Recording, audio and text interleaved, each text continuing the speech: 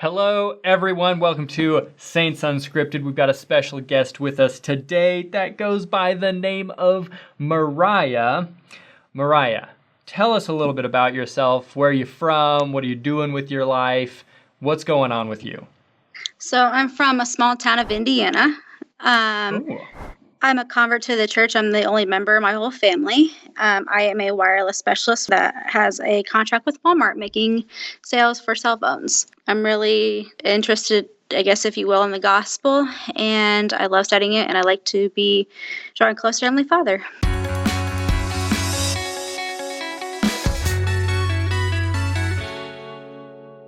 And are you in school right now? I'm currently not. I am in the pre-planning stage to serve a mission, so I'm kind of putting that on hold, school on hold, while focus on mission stuff. So Cool. Sounds great. So you mentioned you're a convert to the church. When did you get baptized? So I was baptized November 5th, 2016. Okay, so you got a couple of years under your belt now. Mm-hmm. And what was it that initially drew you to the church, or how did you first hear about it? So I was raised kind of in a way anti-LDS.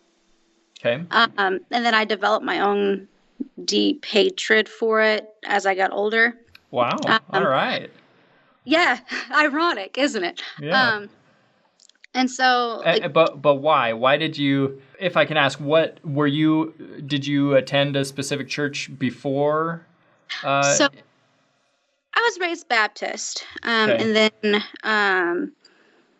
for personal stuff, we stopped going to church, and then I kind of fell and lost my faith because we stopped going to church when I was 9. Okay. At 9 years old, nobody tells you, you can continue having faith without somebody holding your hand saying, okay, sweetie, you need to go here. You need to say this, do that. So I didn't know.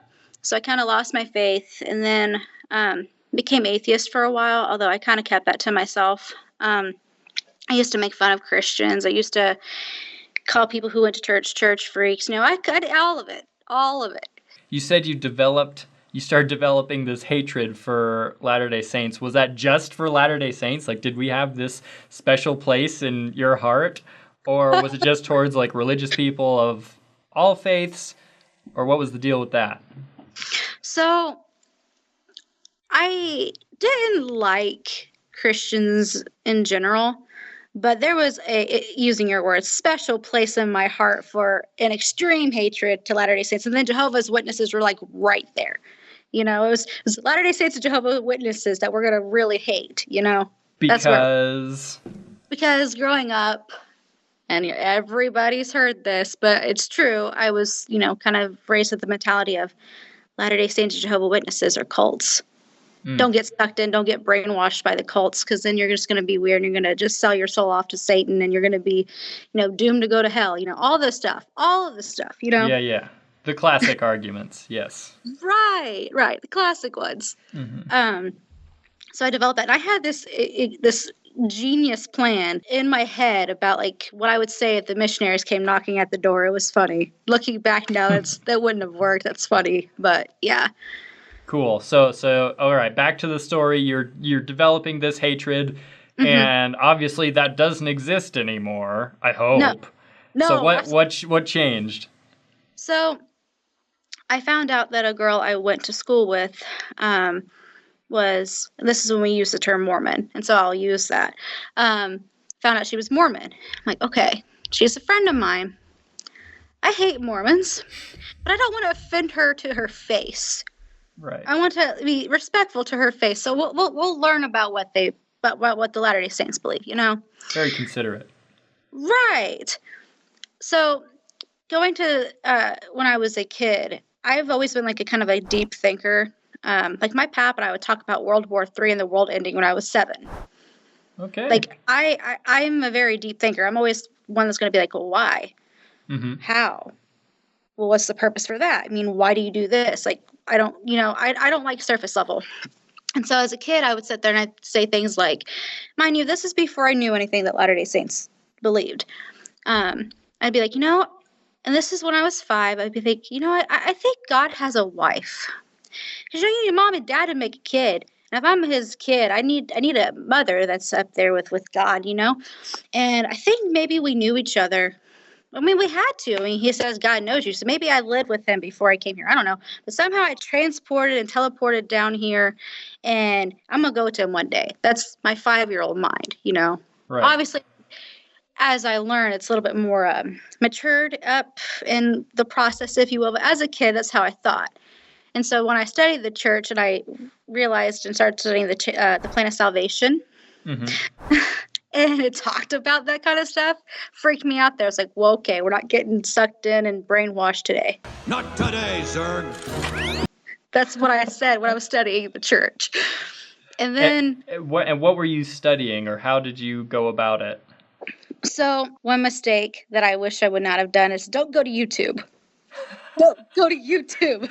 Ain't it the truth? Yes. Don't go to YouTube. YouTube is a scary place. For studying things that could be skewed or whatever. Yes, indeed.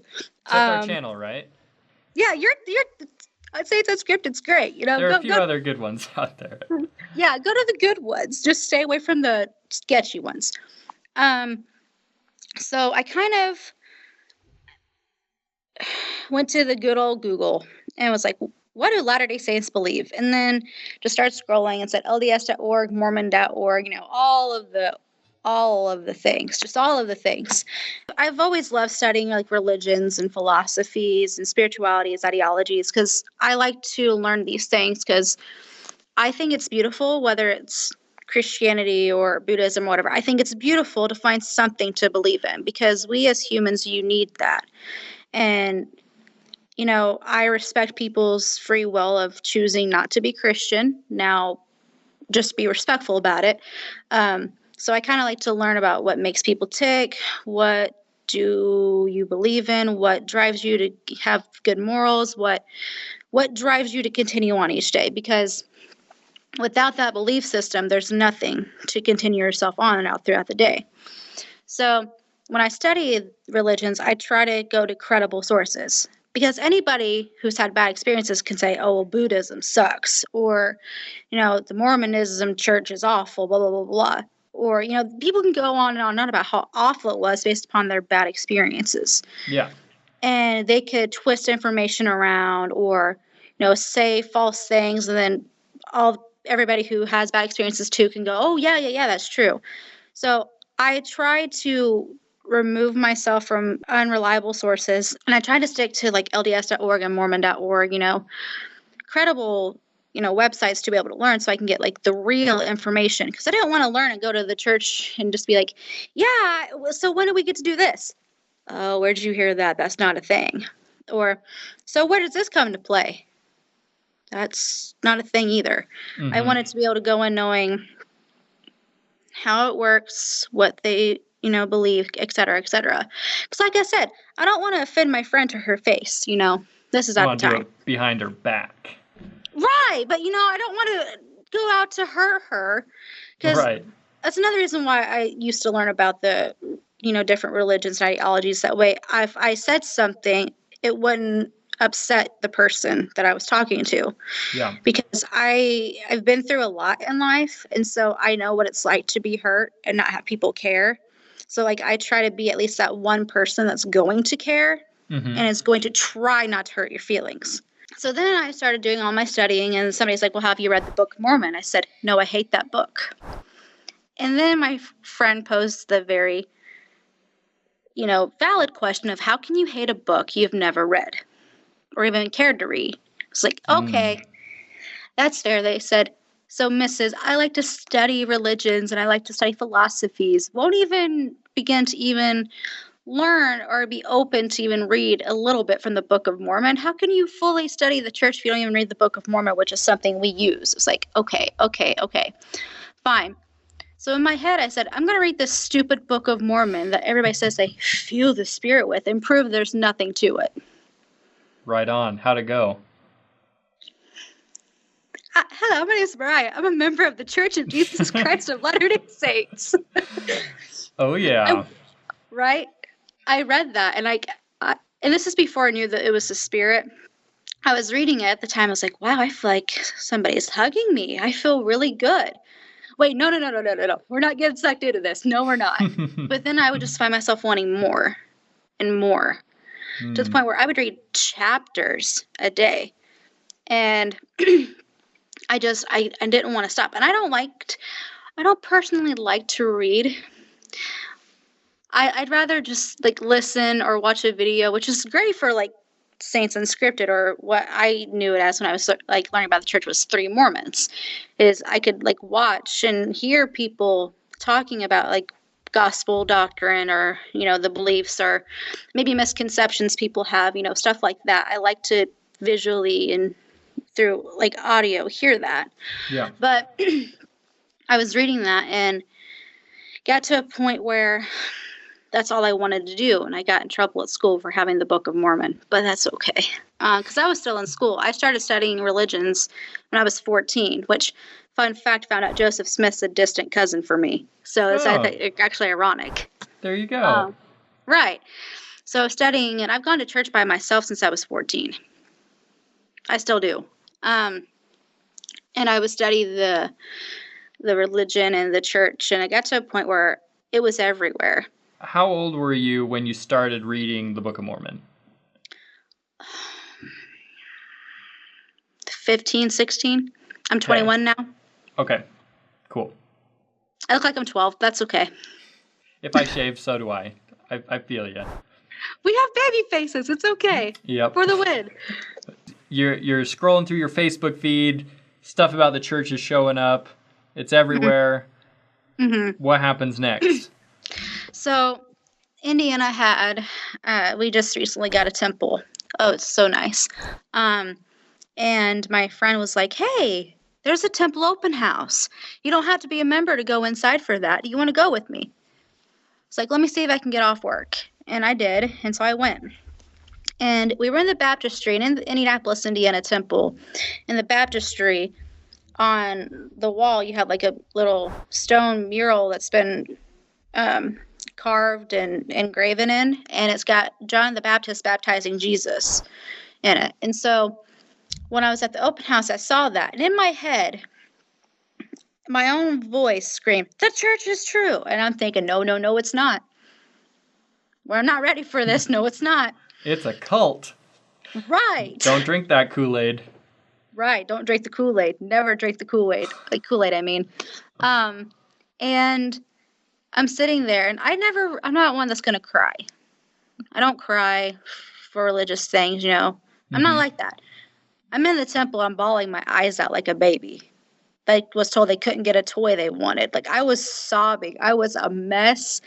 I could hardly breathe. And I have asthma, so I need to breathe. Uh-oh. But I already suck at that anyway. I couldn't hardly breathe. I was crying. And I felt it. I was like, no, this is all placebo. No, you just think you feel it because the Mormons say they feel it in the temple. No, you don't feel this. And so I kept studying and studying. And it got to a point where I was like, okay, I know this church I'm a part of. I used to be a Pentecostal, the ones who don't ever cut their hair, always wear the skirts, don't wear the makeup, all of that. I was Pentecostal. I was like, you know what? I'm sick of studying religions, trying to find out what's true. I'm sick of going to new churches and doing the whole introductory, hi, my name is Mariah talk. I'm sick of it. And so I kept praying and kept asking God, is this the true church? Is this really true? Because if it's not, I'm done with you. Yeah. And I kept looking and looking, and I expected like God himself to just come down and say the church is true. That's how high my expectation was. I'd have a reality check of like, that's not going to happen. I mean, it could, but that's not the likelihood of that happening is it's not going to happen. Yeah. And so I just was getting frustrated, and some friends of mine were like, hey, General Conference is coming up. And usually we Latter-day Saints will prepare questions. We'll ask Heavenly Father some questions, or we'll try to look for things to get from conference to kind of, for one, keep us, focused during conference. And another thing is we ask these things to get, the revelation or the answers that we need from God himself, because we have, people like the prophet of our church talk. It's like, oh, okay, cool. I got one question for God, and he better answer it. I asked him very sassly, too. I was like, look, you either tell me the church is true during this conference, church revival thing, whatever you call it, or I'm done with you. Brutal. I cannot, right? I couldn't tell you what talk it was, which session it was, what the talk title was, or what it was about. But as I was watching it, I was in a hotel room. We had stuff going on with our house, so we had to live in a hotel for a while. I was sitting in a hotel room, and I was watching that, and all of a sudden I felt like just like this, as if a river of like pure water was rushing through me, and I felt refreshed and new, and it's like I felt home, like as if I had a warm welcome hug and arms open to me saying, welcome home. And right then and there, I was like, I know the church is true. And so from then on, I tried to get to a point where I could become a member because I was 18 at that time. I was able to without my mom or my dad saying yes or no, which my parents are divorced, so I'd have to ask my mom. My whole missionary experience was not your typical missionary experience at all. Because you already knew everything going into it? Yes. So, okay, how that went down was I got in contact with the missionaries in Salt Lake City, Utah, at the Temple Square Mission. And they got me in touch with the missionaries here. Well, the one missionary who was at the Salt Lake Mission was like, I can just feel the Spirit flow from you all the way over here in Utah. Like, you have such a strong spirit, and the Spirit's strong with you, and your testimony already is so strong. I was like, well, thank you. And so I got in contact with the missionaries here, and my first couple times coming to my ward, there was there's this girl I was talking to, and she's on a mission now. She's in the Las Vegas, Nevada mission speaking Spanish. She's like, you have to talk to my dad. You just have to talk to my dad. Your story is very similar to his. You just got to talk to him. So I did, and he said, consider yourself adopted into the family, kiddo. I was like, okay. And we met up at his word to get the lessons with the missionaries, and that was on November 1st. We got 2 lessons done, and they had said, do you want to shoot for November 26th to be baptized? I said, yes. Thinking plenty of time, right? Yeah. They said, okay, cool. We'll meet with you next week. I said, sure. I said, okay. So they left. Spirit in the back of my mind said, you need to call them back because you're getting baptized this Saturday. I said, no, I'm not. That's very spontaneous. I'm not spontaneous. No, because there was a youth temple trip going on. You know how that could be. Right. So I was like, no, I'm not. Spirit said, call missionaries back.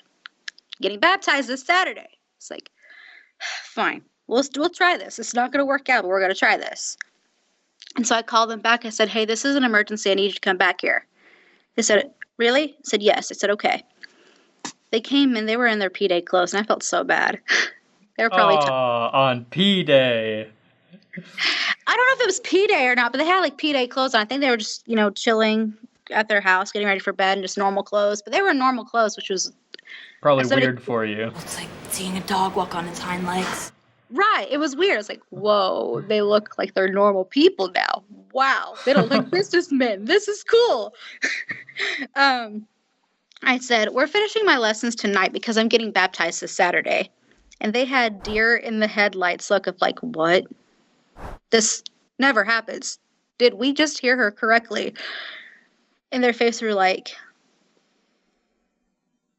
and the one elder was like, wait, what? What'd you say? I said, we're finishing my lessons tonight because I'm getting baptized this Saturday. They were like, oh, okay. It was to a point I knew everything where they literally had to say, what does this pamphlet say? Tell us a little bit about this. Do you know what it is? Are you going to follow it? Okay, next one. And I got through 5 lessons in 15 minutes. Record. Wow. And then I had my interview November 4th, baptized November 5th, and then confirmed November 6th. I then got my patriarchal blessing that following year in January, on the January 12th, 2017. Then I went to the temple for the first time in that February, gave my first talk in February, and then spoke at a fireside after that. And then here I am. Wow, that's quite the story. I'm sure those missionaries, I'm sure you scared them to death when you said, come over, it's an emergency. Yes. But I'm sure that they were very happily surprised at what you actually had to tell them. Right. So just to kind of wrap all this up, I love your story, by the way. I think it really outlines the personalness, if that's even a word, of a testimony. Like, what to you is your testimony, or what to you was the Spirit testifying to you, was very personal. And there's no way, when people ask about, my testimony or somebody else's, like, there's no way to adequately explain, like, this is how it will be for you, because it's so individual to each person. Right. Like, my testimony can't be your testimony. Your testimony can't be my testimony. It has to be your testimony. Right. And at the same time, like, on the flip side, it's also true, like, I can't tell you that you don't have a testimony because I have a different testimony, or I received my testimony in a different way. And that's how the Spirit works, and I think that's great. To kind of wrap this up, what advice would you give to people that are looking into the church? Oh, that's a good question. Don't let other people's opinions on the church skew you away from what you think of the church, and that if you're scared to do it, it means you probably should do it, because the greatest things never came from comfort zones, and God's going to push you out of your comfort zone a lot. So if you're scared, just bite the bullet and do it. And if you can't, when you're ready, do it. And I promise you, it'll be the greatest thing you've ever done. You will really appreciate it in the long run. Couldn't have said it better myself. Mariah, thank you for joining us on this episode. Thank you for opening up and sharing this story with us. People love conversion stories on our channel, so thank you so much for coming and helping us out today. What's your Instagram? All lowercase Mariah, the LDS. Mariah, the LDS. Like it. Guys, check out her Instagram channel. Subscribe to our channel. Click the notification bell and everything. And we'll see you guys for the next episode.